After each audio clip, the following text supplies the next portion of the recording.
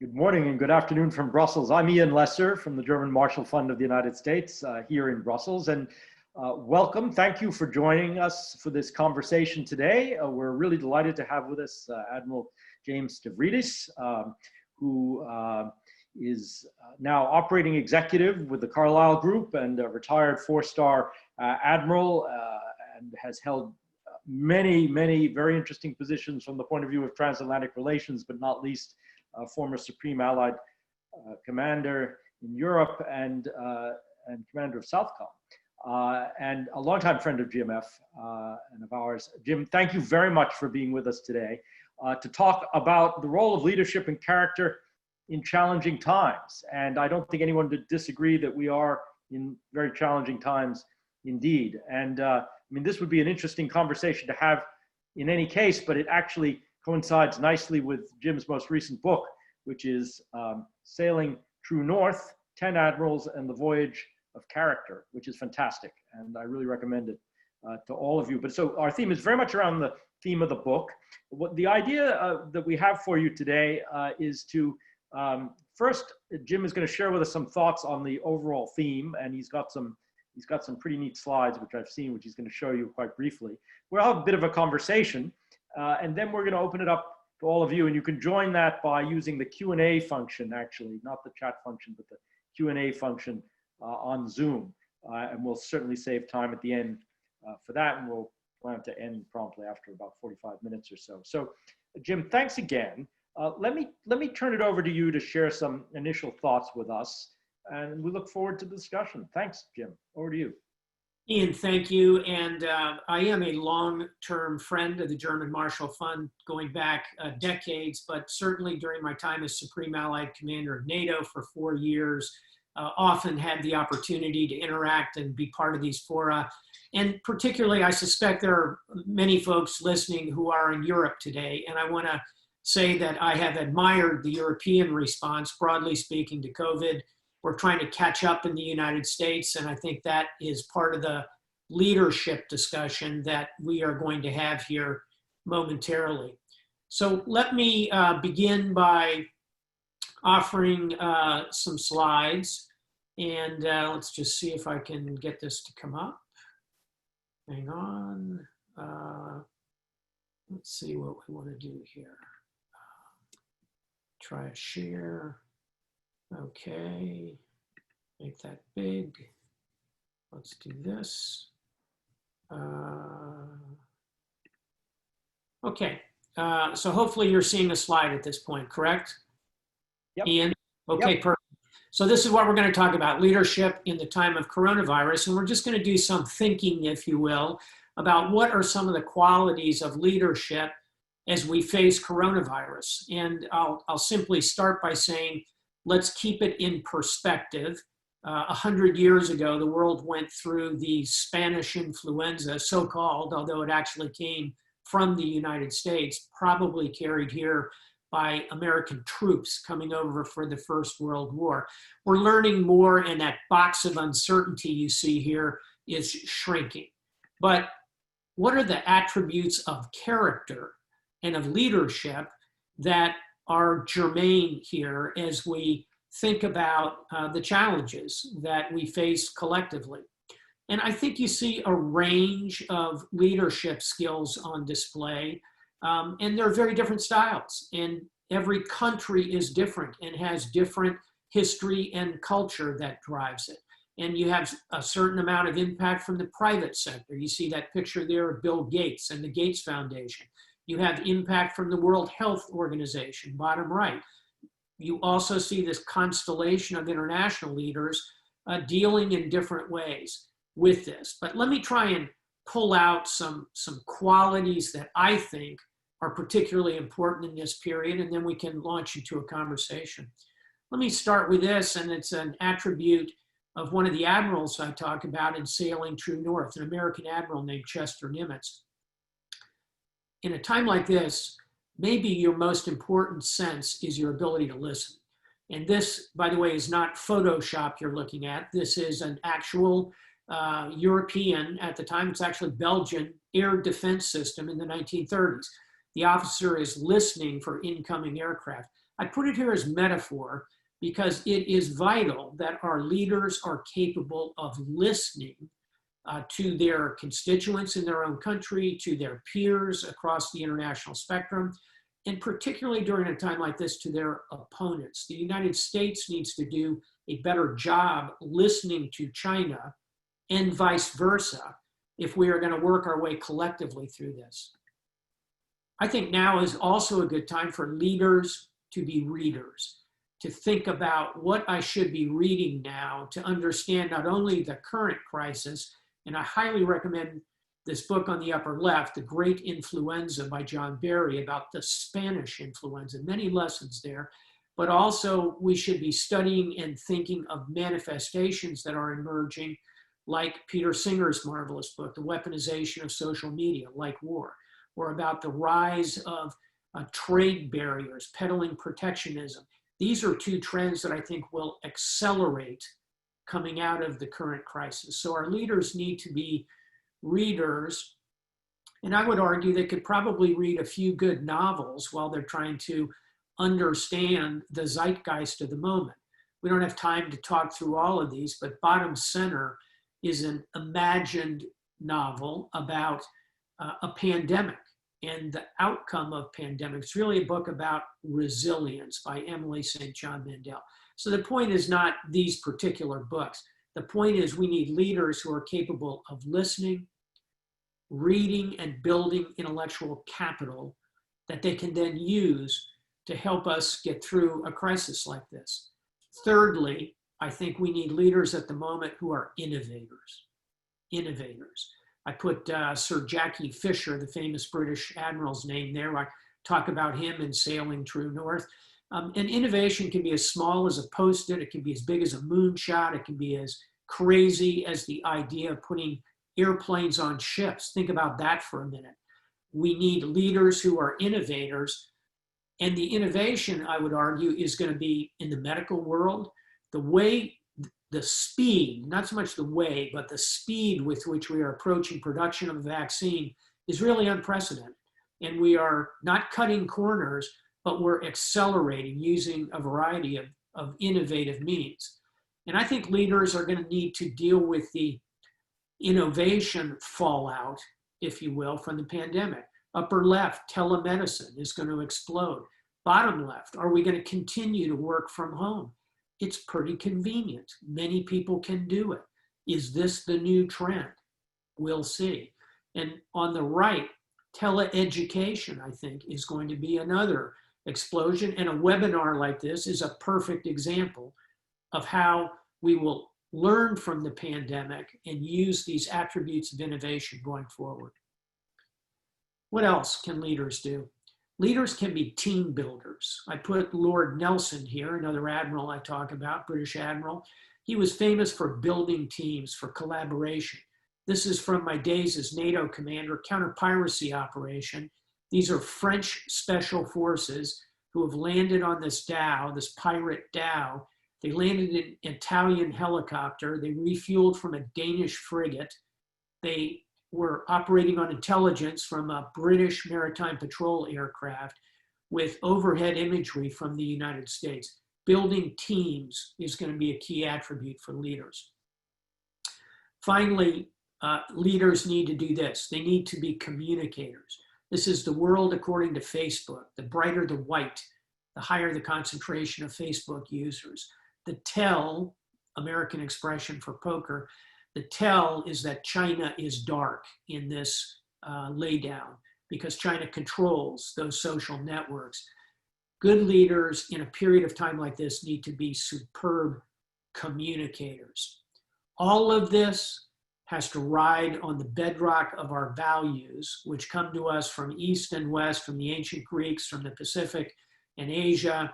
They come through the Enlightenment in Europe, that's the young Voltaire on the right, through the founding fathers in my country, to principled leaders like Angela Merkel. Values matter. All of this is hard. I can't think of a harder time for leaders than a situation like we have today with a pandemic, a global recession, increasing geopolitical tension, particularly between the US and China. It is a witch's brew. of activity, and it will feel at times like the myth of Sisyphus. I'm Greek American, so I'm required to have a Greek myth in every presentation. Here's Sisyphus. We'll feel like that boulder is rolling down, but we need to be fast. We need to react to it. We need to be mobile and move forward, even as we keep the system in balance. The seas are going to be rough in the time ahead, but if we have good leadership, we will come through all of that. And here's my last image for you.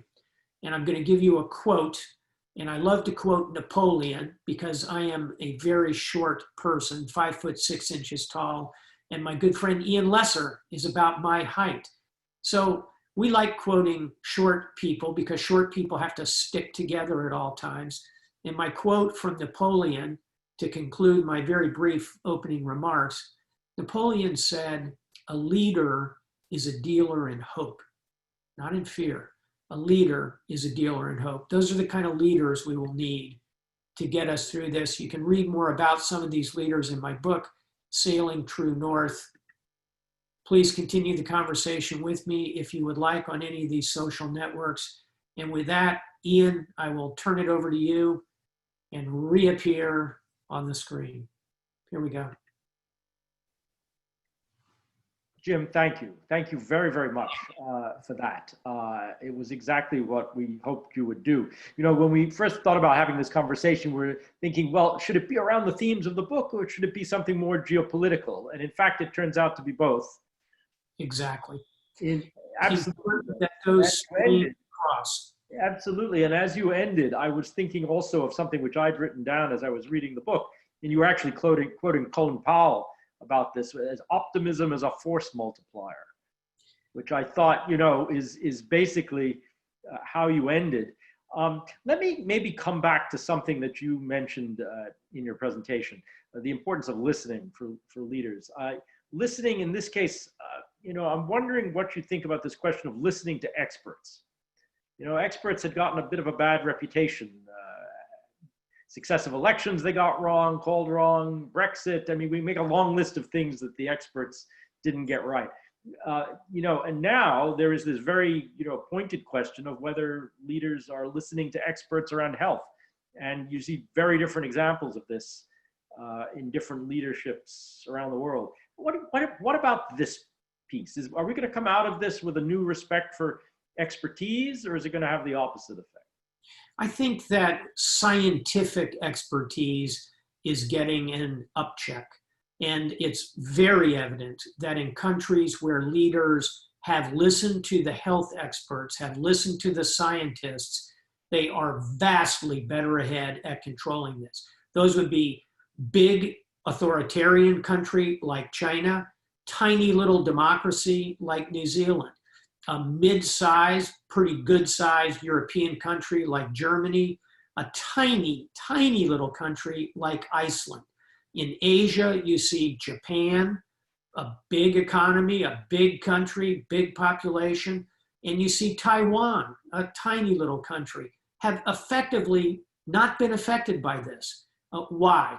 It's not because their leaders woke up in the morning and came up with some brilliant plan. It's because they followed the science, they followed the health recommendations.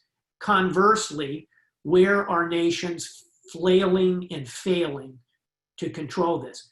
Number one, the United States of America, because we have a president who refuses to listen to the experts. He's actively undermining the authority of a brilliant, lifelong career civil servant and scientist and leader in infectious diseases like Anthony Fauci. Let me tell you something, Ian, because we're talking about ships also. When this thing is over, the Navy should build the biggest hospital ship in the world, and it should be called the USS Anthony Fauci, because he is who we ought to be listening to. And the Anthony Faucis of all the other countries I mentioned have done the right thing, advising leaders who listened. And I'll close by observing there are still other countries that have a chance to make the turn and come out of this. I hope that they will follow the example of the countries that have won the race already to get ahead of this thing. And so yes, I think coming out of this, because we've all seen a global experiment in what happens when you listen to scientific experts and what happens when you don't, and the facts are irrefutable, I think science and health are going to get an upcheck coming out of this. Jim, I want to come back to something else you mentioned, because clearly these questions of leadership in times of crisis operate at the level of high politics, but they also operate at the level of firms, NGOs, civil society organizations, universities, virtually any setting you could imagine, families. How does this virtual environment we're living in, with dogs in the background and other sorts of things you can probably hear, some things we can control, some things we can't. I mean, how does leadership translate into that setting? Because, just to use your kind of maritime analogies, I mean, it's a bit like, being up on the bridge, but you're not there with anybody and you're just speaking over, an engine room telegraph or something. How do you exercise leadership if you can't look people in the eye? Well, first of all, I'd say, Ian, go ahead and put yourself on mute for a moment so we can at least solve one of our distractions. And I would say this, it's going great coming online. We are doing all kinds of amazing things. That's the good news. The bad news is in about a year, it'll stop working and it'll gradually fray. The reason it's working very well right now, in addition to the obvious technology, but the real reason it's working is because by and large, we know our interlocutors. You and I know each other. We have been together. We are colleagues. In my firm, the Carlyle Group, all of our senior partners, we all know each other. It works pretty well on Zoom right now. About a year from now, as people start leaving organizations and new people come in, and you're really going to have to go after new clients, hire that new general counsel, there are going to be lots and lots of unfamiliar faces on these kinds of communication. So I think you've got about a year of money in the bank, so to speak. We're withdrawing that currency. I think the second year, God forbid, if we have to continue like this, it'll work okay. I think by the third year, it's going to be significant sand in the gears. And I think it is a bit overstated, the idea that, oh no, everything's perfect in the Zoomiverse and we're just going to continue to do this forever. I don't think so. I think we'll probably do less business travel. We'll probably do a little bit less of big in-person conferences, at least for a period of time. I think companies are going to downsize certain functions to home from work, but there is a kind of a driving communal desire on the part of humans to be around and with each other that I think over time will make itself felt. And to travel, you quote Kazantzakis in your book. There's another wonderful quote from Kazantzakis where he's talking about some travels that he was doing, and he comments to a friend that we're birds, not oysters. Let's get up and go. Are people going to want to get up and go after this, or are they kind of going to get used to this? Whether you're talking about governments or businesses or whatever it might be, tourists. A bit of both, and I think it'll be very personal. It'll also depend where you are in the cycle of life. People who have had big careers may say to themselves, why am I grinding this out on airlines and going through TSA terminals when I can do my board work from my comfortable home? Whereas young people, I think, are always going to be driven to get out and see the world, birds, not oysters. So I think it'll be a bit of both. But again, I think there is a wanderlust in humans that is comparable to our desire to be around that communal fire that brought us together at the very earliest stages of human development. This is why society has gone from small tribes to small villages to larger cities to creating nations and nation states to building alliances.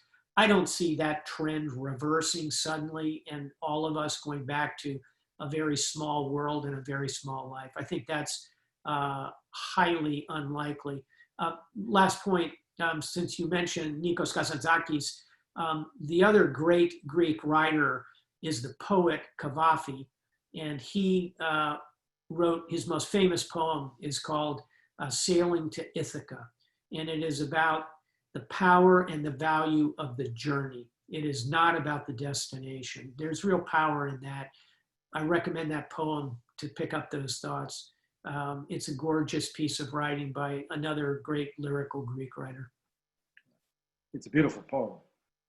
Let me maybe pick up on your alliance point, because you know, we're the GMF and we have an inherent interest in these things. I do. You played a key role at NATO on these things. Alliance is afraid too. This is before any of the current crisis. It was already a stressful business to manage alliances. And I'm wondering if you could talk a little bit about that. You know, the state of multilateralism, you know, alliances as a kind of force multiplier for the United States. These are things that were taken for granted for so many years, and you can't take them for granted anymore. Are we going to come back to that? Have we experienced a kind of aberrant sort of behavior for the last years, or is there something structural here that we're going to have to face? I don't think there is a fundamental structural rebuilding of the global alliance systems. And here I mean not only military alliances, but the World Bank, the IMF, our economic alliances, our political alliances and alignments, certainly our military connections, NATO most principally, but also the European Union, and in the Pacific, the US-Japan alliance, the US-South Korea alliance, the Five Eyes connection for intelligence sharing. I think all of those structurally are going to continue to go forward because they're very valuable. And however, I am not Pollyanna-ish about the damage that the last 4 years has done because of policy choices that the Trump administration has made, principally to kind of try and withdraw from these alliances or to obtain more funding for these alliances. And that's a policy debate we could have, whether that's good or bad. And I certainly applaud the Trump administration pushing hard on NATO to meet the 2% of GDP goal. That's a good thing. I applaud the Trump administration for seeking significant host nation support to our troops that are deployed in South Korea, Japan, and Germany, for example. I applaud that. On the other hand, we want to be careful that as we try to bend those alliances into a more congenial form, congenial to us, we don't end up breaking those alliances. That would be a significant geopolitical mistake in my view. So I'll close on this by saying, here's a way to think about it. And it's an image that may surprise you, but think about Havana, Cuba. What do you think about? First thing you think about, many people who have been there, are those Chevys, those 1950 cars, those old time 1950 cars that are still on the highway. They're still driving along. Think about these international organizations like those 1950s Chevrolet cars. That was roughly the era in which all of these alliances were constructed, the whole Bretton Woods system. So here's my pitch. What we don't want to do is get those old Chevrolets and just drive them into Havana Bay and decide we're going to just build a bunch of new cars. What we need to do is tune up those cars. That's an American expression, meaning you go in and you fix up the engine, you make it better, you put a new kind of steering system in it, you come up with new seats so it's more comfortable to ride in. We could take this analogy a long way, but the point is we don't want to just drive those cars into Havana Bay and get rid of them. The startup costs of rebuilding that system are difficult to begin to calculate. What we ought to be focused on is tuning up these alliances, bending them into better shape for the 21st century, avoiding breaking them. Jim, and we're gonna, if I could remind the audience, if you have some questions you'd like to ask, you can use the Q&A function here to queue some up for me. But you know, this has been a terrific conversation. I want to maybe take you a little further in the direction of the geopolitical and the security issues, and ask you a little bit about sort of global risk. because arguably you see in different settings, whether it's the South China Sea or it's the Eastern Mediterranean, you see a kind of accretion of risk, deliberate risk, accidental risk, however you want to put it, a lot more brinkmanship, a lot more risk. How do you see that? I mean, and how do you deal with it? Let's keep it in the maritime world. There are certainly land borders where you could have this conversation as well. But let's start with arguably, but I think correctly, the highest potential risk maritime zone, quite obviously the South China Sea. Why? You have the United States, a global power, global maritime power, absolutely insistent, I believe correctly, that China cannot simply declare the entire South China Sea to be territorial waters of China. It's a preposterous claim. On the other hand, China deeply, truly, madly believes they own that body of water based on historical precedent and the voyages of Admiral Zheng He, a Chinese admiral I talk about from the 1600s in sailing true north. So these are two big global powers with significant naval capability on a collision course. And oh, by the way, China is building artificial islands to buttress their claim to territoriality. This is a prescription for disaster. And both sides need to listen better to each other, understand the point counterpoint, rely on the international system, find a negotiated way out of this, and at a minimum, begin with a tactical code of conduct. Our ships will keep 1,000 yards apart. Neither ship will ever illuminate the other ship, use a fire control radar, etc. So I think unintended risk, a miscalculation by two young officers, one Chinese, one American, could lead to a very serious situation that begins in the South China Sea. A second place, which you and I have discussed, Ian, is the Eastern Mediterranean, where we see the obvious disaster in Syria, refugees throughout the region, an ongoing civil war in Libya, unrest along that crescent, highly militarized zone. Parked in the middle of it, Israel, the best friend and ally of the United States in the region, Vladimir Putin edging into it, US-Russian ships in close proximity with very differing missions. What's underneath all of it? Oil and gas, which is highly in dispute between Greece, Cyprus, Turkey, Syria, Israel. Who owns it? What chunks of it are approachable now? Where can mining rigs operate? And a good example of this, as you know, about a week or so ago, a Turkish and French warships had a significant incident in which the Turkish ship used its fire control radar to illuminate, to shine on the French ship. That could be considered a hostile act. And for example, if a Russian destroyer illuminated an American aircraft with a fire control radar, it would be within the rules of engagement for that aircraft to launch a missile to avoid receiving the first incoming shot. So to see a Turkish and French ship, both NATO allies obviously, in a confrontation like that at sea, very, very worrisome. The particular incident was sparked by the arms embargo in Libya, which the French ship was there to enforce.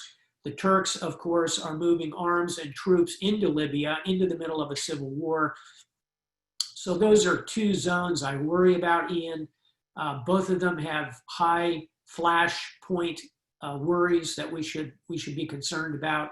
Let's hope we don't see a significant incident at sea that sparks wider repercussions. Jim, you ended up by talking in part about Libya, and in fact, we have a question from our virtual audience, one of them about Libya. So maybe I can turn to that. The basic frame of the question is a little longer, but I'm going to paraphrase, is what went wrong in Libya? But I'm going to maybe add to that and ask, is this something where Europe should be taking more of a role? I mean, there are countries like Italy that are obviously directly concerned with this. Their interests are touched very directly. We had a debate recently about whether there should be European boots on the ground, as it were, in Libya. What went wrong? What can we do about it? Who should do it?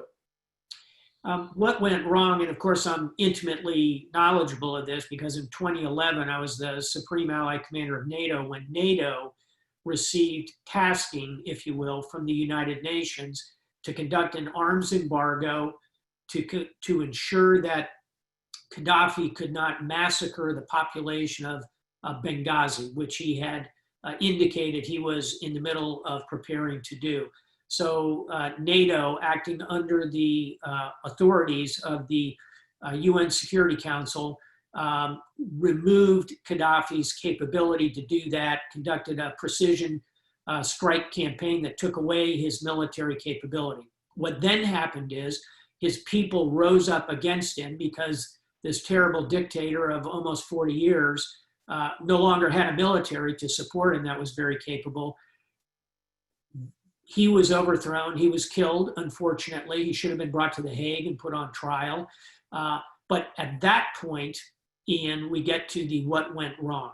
At that point, I believe the European Union, this would have been 2011, 2012, I think if the European Union had been more aggressive and stepped into the situation, perhaps led by Italy, as you mentioned, but also with support from the other nations of the Southern Mediterranean, I think there was a narrow window where the Europeans could have come in and put really a very small number of troops. Recall that the population of Libya is only 4 million, 5 million maybe. It's full of oil. It's got tons of land. It's a highly educated population. It could be Dubai on the Mediterranean. It needs a structure and order. I think the Europeans missed the turn. Unfortunately, the United States just wanted to get out of there. We could have done more to encourage our European partners. NATO sort of said, our mission is finished. We've done the military part. Time for, I think, European Union or the United Nations to come in and put a stabilizing force in there, much like occurred in the Balkans. Balkans hasn't been a home run, as we would say in American English, but it's a lot better than it was, and it's because of S4, K4, and the other stabilizing forces that went in there. We haven't done that in Libya. How's that working out? Terribly. We've got an ongoing civil war, active combat in progress. On one side, we see Egypt and the Arab states. On the other, we see the Ottoman Empire, if you will, the Turks reasserting themselves. And parked in the middle of it is Russia, sort of on the side of General Haftar. We don't have time to unpackage all of this. I use a technical term. It's a hot mess. And if there is something to do at this point, I think it would be, again, for the European Union to create the idea of a stabilizing force, perhaps working with the Arab world. These are Arabs, after all. And I think that would be the best we could hope for. Unfortunately, I'll close with this. Unfortunately, given COVID, given the economics of the moment, I think that's unlikely, and I do not have optimistic feelings for what's going to unfold in Libya. I wish I did. We have a question from our audience on going back in a way to some of our earlier discussion. What kind of skills in strategic leadership are more useful during these times of crisis than crisis management skills? Here I'll point to an American president who dealt with a crisis worse than the current crisis. And these are difficult times. But let's go back about 100 years ago, a little less than that, to Franklin Delano Roosevelt. And let's look at his qualities as a leader. What did he face? He came out of a pandemic, the Spanish influenza. He saw the devastating effect of trade wars around the world, notably in the United States, something called the Hawley-Smoot tariffs. He saw a cracked global economy, a global depression with a D, depression, and he saw rising fascism in Europe and in Asia with highly aggressive moves leading to a global war. Pretty hard to find a tougher scenario facing an American president, certainly internationally. What were his qualities of leadership? Number one, calm, steady, sense of humor, empathy, the kind of personality that you wanted to be around. You wanted to be part of his team. Number two, exceptional communicator. In a world with no Twitter, no social networks, no television, primitive national communication system called radio, he would, every Friday night, he would get on and do what he called a fireside chat, something that's really burned into the American vocabulary in a very positive way. He would do a fireside chat to the country, simply saying, like Napoleon, there's hope. There is hope. It's like in The Lord of the Rings, there is always hope, as Galadriel, I think, says. We need leaders who are men and women of hope. And number three, he was an innovator. He was unafraid to seize the most recent technology, to push the military, to come up with new kinds of sonars, new kinds of radars, with the atomic bomb, which tragically was used against Japan, but probably saved hundreds of thousands, if not millions of lives by avoiding an invasion of the home islands of the Japanese Empire. He seized technology and innovation. Fourth and finally, and I think this was his greatest quality, he was a team builder. He was a team builder. Who is the other American president we think as the consummate team builder? Abraham Lincoln, who I would say is in a foot race with Franklin Delano Roosevelt in heaven to see who's the best president ever of the United States, with George Washington probably in there somewhere. What was Lincoln? Lincoln was a team builder. He could take that, as Doris Kearns Goodwin's marvelous book reminds us, that team of rivals. He brought in people from across the political spectrum who had been his sworn political enemies, brought them into his cabinet. He built teams. Roosevelt did all of that as well. So I think those are the qualities of leadership we need now. You see those, some of them in some of the leaders. I think very few leaders have all of them at the moment. The ones who have more of those qualities are doing better at solving the current set of challenges. And so many of the questions that are arising today, and we're discussing many of them, bring in this word strategy. But it's probably arguable, and certainly if reading your book, actually not much of it is about strategy, if I can say, but it's an awful lot about culture, organizational culture, character too. But I think it was Peter Drucker who had this famous quote about culture, eating strategy for breakfast, and so on. It's a bit extreme, but to talk a bit for a moment about that. And here I'm not thinking about culture wars and that piece of it. I'm thinking about a different part of the vocabulary. But organizational culture as part of this. Mm-hmm. First and foremost, as you say, organizations have culture, whether you like it or not. And as a leader of an organization, you have to be finely attuned to the culture of the organization if you're going to succeed in moving it. And culture is kind of 1/3 the history of the organization. It's 1/3 the received self-talk of the organization in the current moment. How do people feel about the US Navy? What is their ethos? Do they feel positive about this organization they're in? Or is their confidence weakened for some reason? So history, self-talk in the current moment, I think are two really fundamental parts of culture. And then the third piece of it is perhaps the most difficult to define, but it's kind of the ethos of the organization. What is it trying to accomplish? What does it believe its mission to be into the future? So culture is kind of past, history, present, what do we think about, and ethos, where are we going, what do we want to be? So I think all of those are in fact more important than strategy. Strategy is actually pretty tactical, and that's counterintuitive perhaps, but strategy is simply ends, ways, and means. It's identifying where you want to go, how am I going to get there, and where am I going to get the resources. It's having a plan.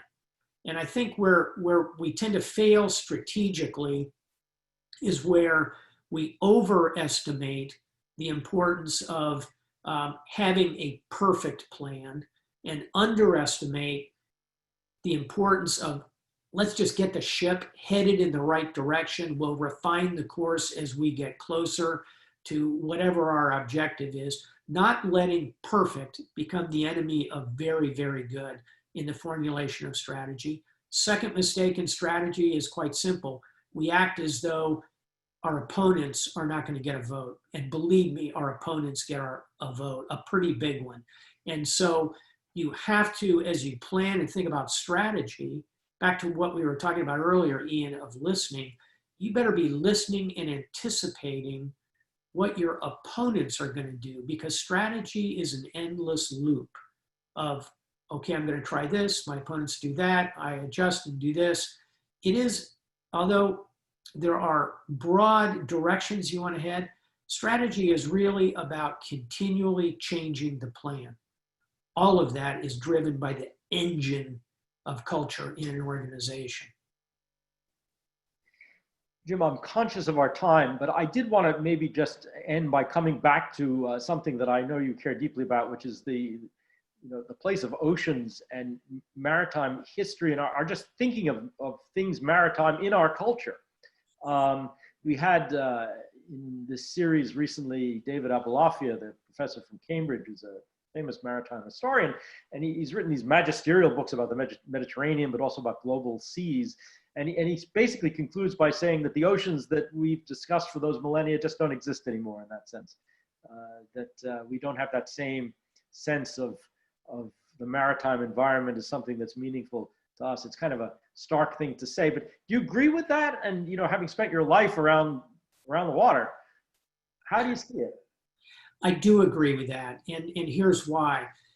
For centuries, it was incredibly difficult and challenging to go to sea. It required big amounts of men and women to build these ships and put them together and go to sea, and we fought major battles on the oceans. Much of that has been resolved by technology, by the implementation of the United Nations Convention on the Law of the Sea, the Law of the Sea Treaty, and we take it for granted.